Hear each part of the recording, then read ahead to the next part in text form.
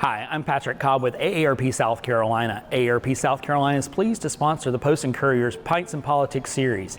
AARP is a nonpartisan organization. We don't endorse candidates nor parties. We work on issues important for families 50 plus in South Carolina. Follow us at aarp.org/SC. Today we're here with Congressman Tom Rice, running as the incumbent for the U.S. House. Tomorrow we're going to have Russell Fry at 11:30 at Independent Republic Brewing. I'm going to pause before we start and welcome our sponsor. So we've been doing Pints and Politics now for 2 years. We have breweries all over the state. We had this idea a couple years ago that people might want to get together and drink beer and talk politics. In order to support our travel and our AV, AARP of South Carolina has sponsored us for 2 years running. So I'm going to give him a minute to talk, and then he's going to pass the mic back. Hey, thanks, Autumn. I'm Patrick Cobb with AARP, and I'm in Columbia. I want to welcome y'all and thank y'all for being here tonight. Just a quick word about AARP. We have over 600,000 members here in South Carolina. We have volunteers across the state, and if you'd like to join us, my colleague, Nikki Hutchinson, in the pink over here will be glad to chat with you. Come see us. We've got some giveaways as well. But want to thank you for being here. We are nonpartisan. We don't endorse candidates. We don't give money to candidates. We don't have a PAC, but we want to educate folks about the issues that are important for 50 plus folks. In this congressional district, there are 110,000 plus AARP members, and it's growing by leaps and bounds. So I want to thank you all for being here. Anything about elections, SC votes to 22777 on your mobile. So Autumn, here you go. Thank you, Patrick. All right, so we have an in-person audience tonight, but we also have we're recording it. Anybody who bought a ticket, we actually had 150 people sign up to get tickets, and the recording will go to everybody's inbox after tomorrow's event so that you can share. Now I'm going to turn it over to Tom, and Skylar Croft is our politics editor.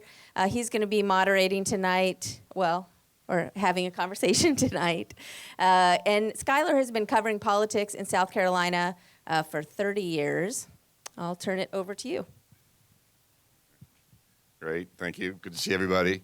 I want to remind everybody we did this maybe 18 months ago with the congressman before, and I remember the first question then was, did you have a favorite brew pub? And I think at the time you said that anything that was free or cheap, or then you came title and that sort of thing too. So, so that first question, get that out of the way. But I got to say, Tidal Creek and this IPA, man, world class. If I ever want an IPA, this is where I come. You're getting a couple fans back there. All right, screaming, good. I had my question set, and then I was going through Twitter today, and I saw that you had sent something out this morning, and it talked about the shooting in Texas. And you said, second to their homes, schools should be the safest place for our children. Our country needs to come together and do everything we can to stop this from happening again. Our children deserve better. Let's just say for a second now you are the gun and crime czar in the U.S. What would be your plan to address such a thing? Does there need to be gun restrictions of some kind? Does there need to be a new federal agency that has to do with school protection? If you have an open floor, what would you do? In the first place, I really regret being here today to talk about politics in the face of this horrible tragedy that these people in Texas are facing. I can't imagine if that happened here or in South Carolina or in this district or really anywhere else in the country. It's such a horrific, unimaginable tragedy. So, we need to look for ways to make things better. The problem is that we have to balance the Constitution and the rights of 100 million people who own guns for their own protection, to protect their homes, for recreation, to protect themselves from tyranny, against the right of a very small number of people who create these acts of unspeakable evil and tragedy. So it is a hard problem. If there was easy answers, we'd have come up with them a long time ago. I actually have a bill in Congress right now. It's bipartisan. And I drafted the bill based on the the judge's ruling in the case involving the 9 people who were killed in the church in Charleston a few years ago.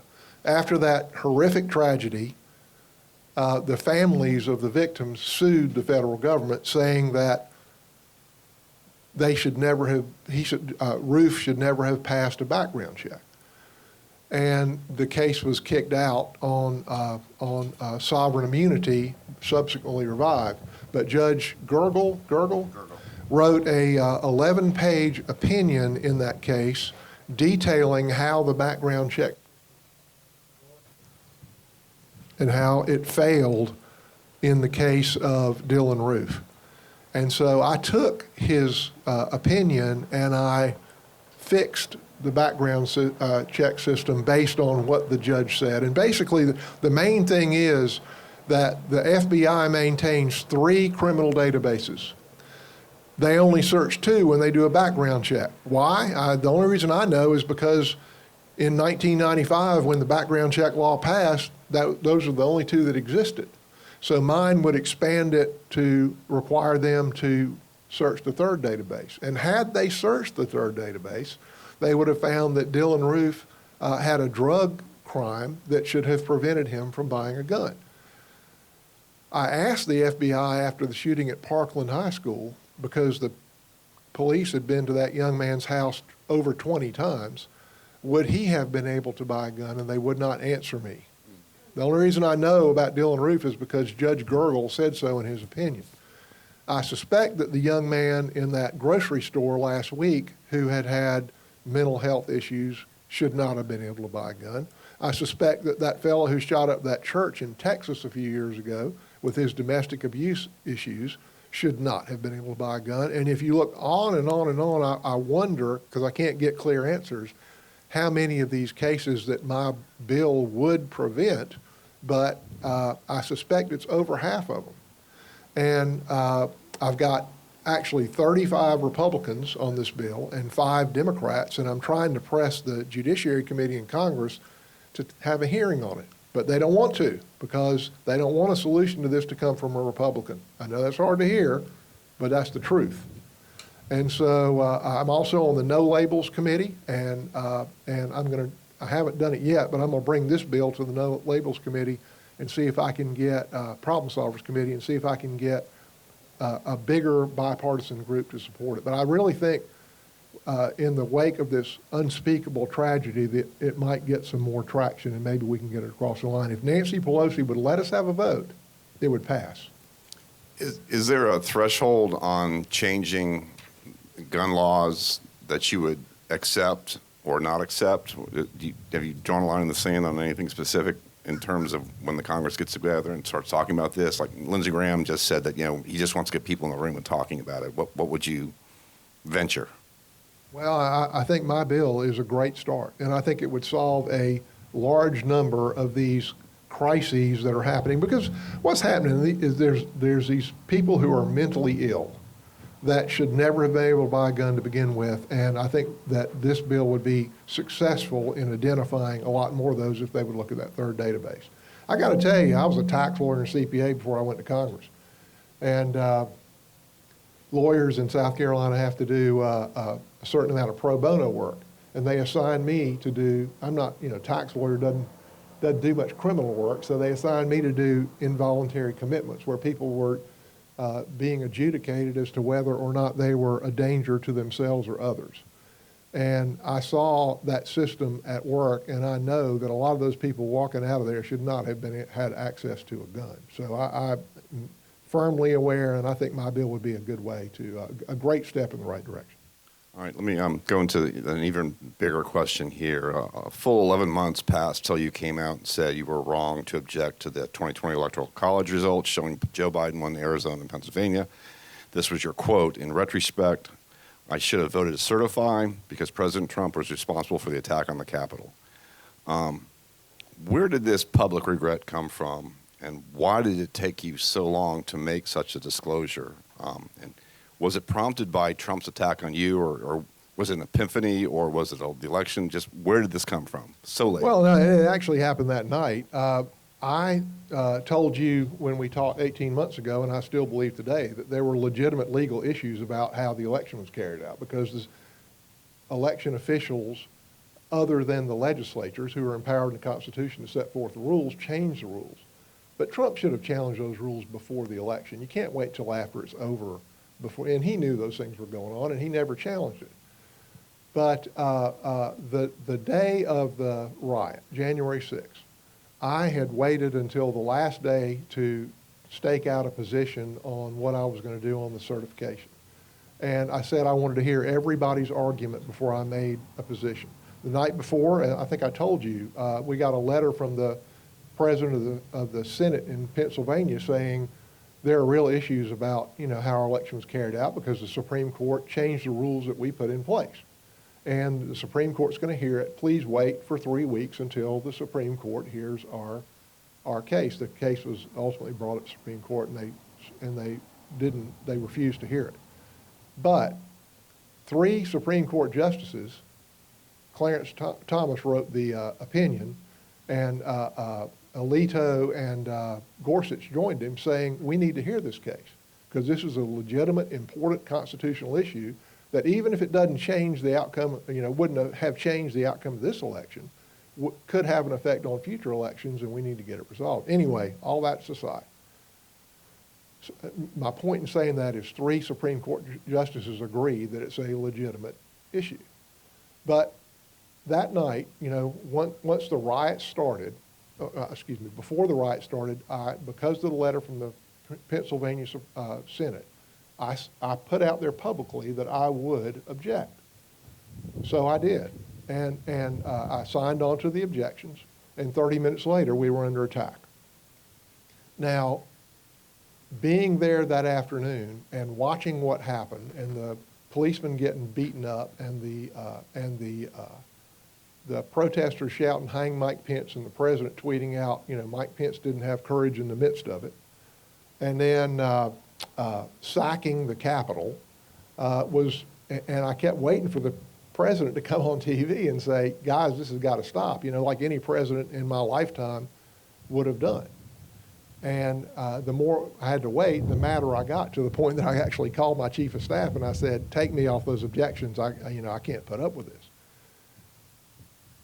We didn't get back to the Capitol until 3 in the morning, and I had time to sit and think about it. And I said, I've already staked out a position, and I'm not going to go back on my word, so that's why I voted to object. But I knew that night, not because there weren't legitimate issues about the way that was carried out, but because of the president's actions.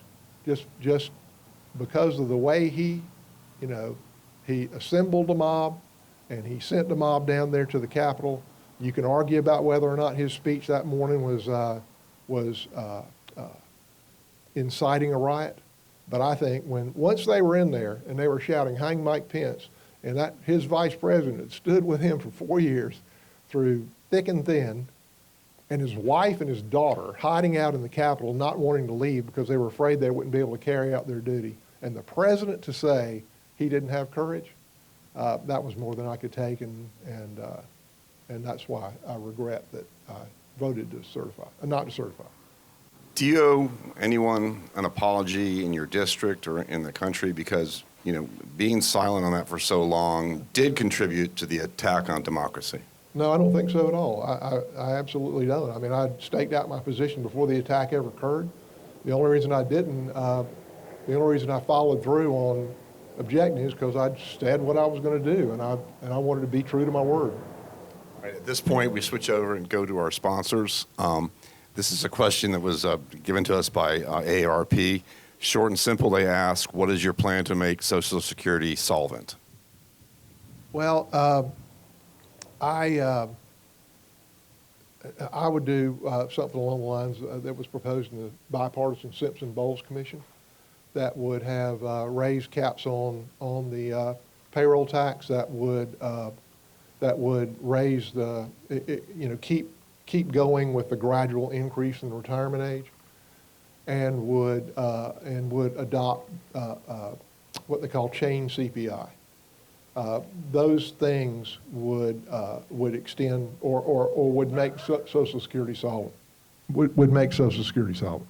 And then there may be a little more that we have to do. Social Security is the easy one. Medicare is the harder one. What age would you go to in Social Security? I asked for selfish reasons. Well, right now, they started raising the age from, it was originally 62, then they raised it to 65, and now it's going up to 67. And they started raising it to 67, I think, 20 years ago, and it goes up by like a month every year. I would just keep going with that program to maybe 69. Helps my future planning then. You were also censored by the South Carolina Republican Party for voting to impeach Trump. How has that manifested over the last year? And can you point to a way that your district has suffered as a result of you voting your conscience? I don't know that my district has suffered other than just this anger that tears people apart. I very much differ with the leadership in the South Carolina Republican Party. I think that my vote to impeach Donald Trump was defending our Constitution. I think that is an absolutely bedrock Republican issue. We're supposed to defend our Constitution. Our Constitution is the source of our freedom and our prosperity. It was given to us by our forefathers, and I wanted to give it to our children and our grandchildren. That's our ultimate basic duty, is to defend our Constitution. It's what I take an oath to do. And the fact that they would say that, my vote to impeach in the face of what went on was not defending our Constitution, and they'd rather defend Donald Trump than our Constitution, I think is, I think they've forgotten parts of the Republican creed. In that vein, do you think that Russell Fry then, in accepting the Trump endorsement, is not defensive of the Constitution? Absolutely, yeah. I think anybody who would say what happened on January 6th is okay is not defending the Constitution. I think Russell Fry will do or say anything he needs to do to get elected, and I think he forgot the founding principles of the Republican Party, and I said jokingly yesterday that somebody asked me on a podcast if how I felt about the election. I said, I'm a guaranteed winner. They said, why? I said, because I've got a mob ready, and on election night, I'm going to send them to the Election Commission, and I'm going to have them slap the election commissioners around until they get the right result. And I'm sure that my opponents won't be able to argue about that because they're just fine with what happened on January 6th.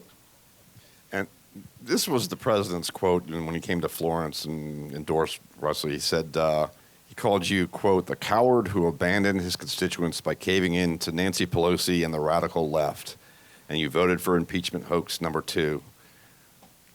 Does that hurt your feelings, and how do you take such a thing? It's just noise, it's just a bunch of wind. How does wind hurt your feelings? The thing is, he said I was a bad legislator, and I voted with him 95% of the time on the floor. So if I'm a bad legislator and I'm voting with him 95% of the time, what does that make me? What else did he say about me? Let me go back to that. I'm going to give me just a second. He said I was a coward. You were a coward. He was sitting in the White House surrounded by Secret Service after sending a mob down the Capitol, and he told the crowd while they're walking through the Capitol halls, and Mike Pence doesn't want to, he's in there with his wife and his kid, this guy that stood by Trump for 4 years. And Trump tweets out, Mike Pence doesn't have courage. Mike Pence is a coward. Trump's sitting there safe in the White House, and he's telling the crowd, go find Mike Pence. Who's the coward in that circumstance? It isn't Mike Pence, I can tell you that. Have you talked to Mike Pence since the election? Have you crossed paths with him at all? A couple of times, yeah. What were your conversations about? Good to see you. Good luck in the future. No, I have a lot of respect for Mike Pence. I think he's a good man. I think he's a very faithful man. I think he is a real conservative Republican. He just spent time in Georgia. Was there any discussion of him spending time here for you? Not that I recall. The Supreme Court has signaled that, based on the leak, Judge Alito opinion, that the question of abortion should be returned to the states or even Congress. What is your view on that question? And should South Carolina Congress outlaw abortion in all cases, as Governor McMaster has said, or make exemptions for cases of rape, incest, or when the life of the mother is endangered? I think abortion should be, as people used to say, safe and exceedingly rare. And I have 100% voting record with National Right to Life, 100%, not 90%, not 95%, 100%. But I do believe in cases of incest or rape that there should be exceptions for that. What do you think is going to happen in Congress now when this does happen, and how fast do you think that a state like South Carolina is going to move, considering also Russell Fry is going to be part of that? Maybe you don't vote? know this, but I serve in Washington, not in the state of South Carolina. They can move as well. But, now let's switch to a reader question. This is what we got.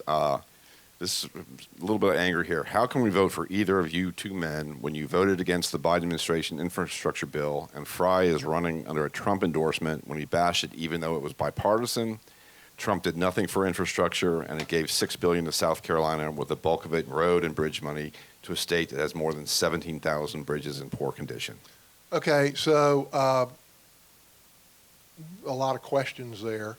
Yeah. Trump did nothing on infrastructure because Nancy Pelosi wouldn't bring it to the floor. Trump wanted to do something on infrastructure. He was talking about a $2 trillion infrastructure plan 2 years before he got out of office. Most of the infrastructure plan that we ended up passing, $1.3 billion, $1.2 billion, 650 of that was just our normal highway bill, which is just the gas tax money that they collect in the states, send it to Washington, and Washington sends it back. In fact, South Carolina, guys up there, I swear I believe sometimes the Civil War is still going on. South Carolina is one of like 5 states that actually gets less back than they pay in gas taxes, or they did before the fuel tax became insufficient to fund the highway. So now the federal government subsidizes it out of general revenue. It's part of the deficit, and so now every state gets more than they pay in. But South Carolina's on the short end of that stick to begin with. But most of it was just a normal highway bill. It really wasn't a big infrastructure plan. The other $550 billion, how much you think for this highway bill, this infrastructure bill, how much you think went to roads and highways of this extra $550 billion? I can tell you, $110 billion went to roads and bridges. And I told them at the time, if they double that, I would support it. $160 billion of that, $550 billion, went to transit and rail. You know how much transit and rail we have in South Carolina? Nothing. So the average person, that was more than a third of the extra money over the highway bill. The average person in New York, Illinois, California, Pennsylvania, the taxpayer per person got about $220 per person out of that infrastructure bill. The average taxpayer in South Carolina, $27. Now, tell me, why would I not support that? No, it's absurd. I mean, if they would have made it a real bipartisan bill, and if they would have looked out not just for the blue states, but for the rural states, I absolutely would have supported it. I'm about American competitiveness, and we can't have a competitive economy here in the country if we don't have world-class infrastructure. This is another reader question. As a small business owner for over 35 years, medical insurance costs have always been problematic. What specific policies would or have you put forward to reduce healthcare costs? Something occurs to me about this last question first, and I'll come back to that one. But, when I ran for Congress, I went on 3 things. People forget, but in 2012, wasn't that long ago, the average unemployment rate in this district was about 13%, about 12.8%. I had 3 of the poorest counties in the state. Marion County, South Carolina, was the poorest county in the state, 16.8% the day I took office, unemployment. And I knew in order to fix that, I thought the government, or the United States government, had a rope around the neck of the U.S. economy, and we were holding the other end of it. The only thing holding us back was us. We had to make ourselves competitive. I came out of being chairman of Horry County Council, and I saw how counties competed, and I realized that this country had to compete if we wanted to bring American jobs back and bring our economy back. My goal was to do tax reform, trade reform, and infrastructure, and use our fuel reserves and stop buying it from OPEC. Well, I worked on it under the Obama administration, and we made some progress. Fracking came along, but we really kicked it into high gear when Donald Trump came into office. I mean, we had the Paul Ryan was the author or the guy who gave birth to the tax reform bill. We had it pretty much drafted. I was in the room on the Ways and Means Committee drafting the Tax Cuts and Jobs Act, which was Trump's biggest win before Trump ever took office. So Trump comes in, we get the Tax Cuts and Jobs Act across the line. I was on the delegation that went to negotiate the USMCA deal in Mexico City and Toronto. And we get that in place, and then a little piece of infrastructure, the Dillon Inland Port, right in the middle of those three poor counties. 2 years ago, Marion County, which had had a 16.8% unemployment January 1st, 2013 when I took office, just before COVID, it hit 2.4%. Excuse me, 3.4%. That's a miracle. You know what? It's really not. It's a strategy that's put in place and carried out. And did I do any of that by myself? Absolutely, I did not. Did I play a part in every bit of it? Absolutely, I did. So when I talk about infrastructure and American competitiveness, that's on the forefront of my agenda. I want everybody to have a shot at the American dream, and a job is the pathway to do it. If you rely on the government to take care of you, you will always live in poverty. I'm incredibly proud of what I've gotten done in Congress. Okay, go back to the next question. Yeah, a small business owner for 35 years, medical insurance costs have always been problematic. What specific policies would or have you put forward to reduce health care costs? Well, I'm on the Ways and Means Committee, helped draft the surprise billing law that went into effect last year. We're still implementing that. We came really close on bipartisan prescription drug saving plan, but the Democrats decided they wanted to go it on their own, and they never have got anything across the line. Hopefully we'll get back to a bipartisan bill in November when we take the House back, or even sooner. Well, and this was a vote that you took part in that was partisan, barely, maybe a little bit bipartisan. It had to do with you were part of the Republicans that voted against the bill that would put a cap on insulin at $35 a month. A lot of people saw that as a price saver. South Carolina is 8th in the nation in diabetes rates, with over 500,000 residents. Experts say the cost to the individual would have been as low as $10. It's only $10 to produce it. This would have really cut down the cost to the individual. Why did you vote against that measure? Well, what we should do is we should say that, milk should not cost more than 50 cents a gallon, and that insulin should only cost $35 a month, and that cars should only cost $500. I mean, what we need our pharmaceutical companies and every other American company to innovate and to bring better solutions that make people healthier. And we offered an alternate plan that would have lowered the cost of drugs across the board, and the Democrats voted that down. So that plan that you're talking about was very partisan, very political. It'll never see the light of day. Question 11. Wow, that's fast. You live in a district that is highly dependent upon its beaches, tourism, and the coast. Sea level rise is a major concern in Charleston. It's so much so that the city is considering building a wall around the city. They're also suing the fossil fuel industry over what they call their contribution to global warming. Do you believe global warming is real, human created on the planet? What do you believe should be done by governments, either drastically or in small doses, to address it? I do believe global warming is real, and I believe it's caused by humans. Not 100%, but a significant part of it's caused by humans. And if humans quit burning fossil fuels tomorrow, I'm sure that it would slow the rate of global warming. But I also believe that, and we need to wean ourselves off of fossil fuels as quickly as we can, but we need to do it without wrecking our economy. And I'll tell you this, everywhere I go throughout my district, the number one question I hear, the number one concern I hear is inflation. And fuel costs are maybe the primary driver of inflation, where the Biden administration has done everything they can to drive up the cost of fuel. They want the cost of fuel to be high because they think that forces people off of fossil fuels. I'll tell you this, the progress that we've made in moving to clean energy is because of United States energy policy. United States energy policy starting in 2005 under President George W. Bush to incentivize wind and solar and and nuclear and every other alternate energy is the reason why wind and solar have come as far as they have today. Because of our incentives that we put in place, 30% credits for installing these things, people have developed it, and that technology has been exported around the world because of what happened here in the United States. So it drives me crazy when people say the United States government should do something about global warming. We've been doing something about global warming for 15 years. We're like the only country in the world whose global emissions have dropped since 2000. I mean, we're the only ones who've made great progress toward the Paris Accord. Nobody else is even trying.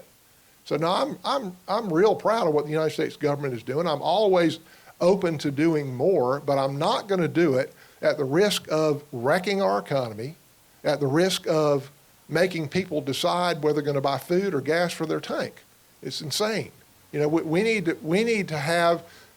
continue to use fossil fuels as a bridge as the technology for clean energy continues to improve.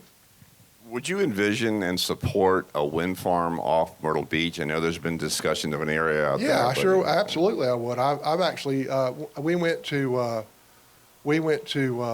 Finland and looked at Denmark, and looked at the wind farms that they have there. Actually talked to some of the companies about the possibility, because there's a wind field that stretches from the Outer Banks, and really the southern end of it is kind of off of Georgetown.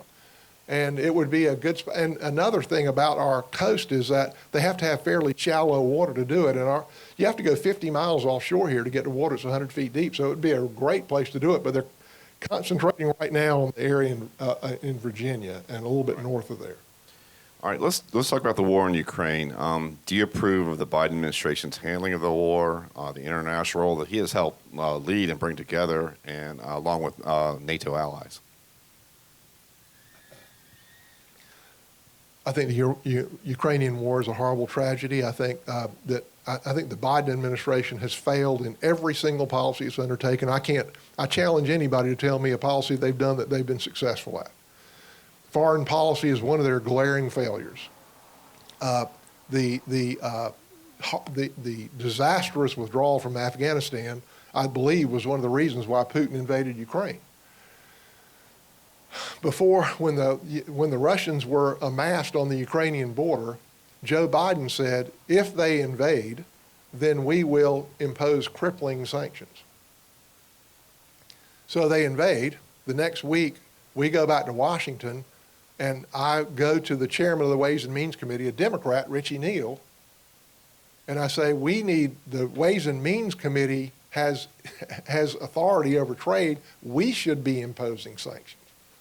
And so I went back to my office and drafted a bill that would embargo Russian oil and would remove Russia's most favored nation status so that we could raise tariffs on Russian goods. I wanted to impose 100% tariff on Russian goods. Richie Neal said, that's a great idea. They worked on it. They took it from me, and the four corners, the leaders in the Republican and Democrat Party in the House and the Senate, worked on it for about 10 days, and they came to a bill. It wasn't exactly what I proposed, but it was close. That was on a Sunday night. They were going to vote on it on Monday, and the White House called the Democrats in the House and the Senate on Sunday night and said, no, we don't want the Congress to do this, which is our rightful role. Joe Biden needs to take the lead. And it took another month to get those things across the line. I don't know that there's Russian oil embargoes yet to be actually implemented. But no, what I want, what I said then and what I'll say now, Joe Biden is an extremely weak leader, and particularly in foreign policy. And if he says he's going to impose crippling sanctions, impose crippling sanctions. Don't just talk about it, do it. You embolden these tyrants when you act in a weak way like that, when you say you're going to do something and then you don't follow through. Some of your Republican colleagues are pointing out the expensive cost to American taxpayers. Did I mention this is a really good beer, by the way?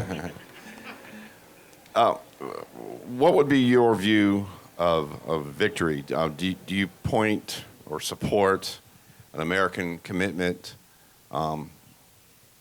to an endpoint that's determined by the West?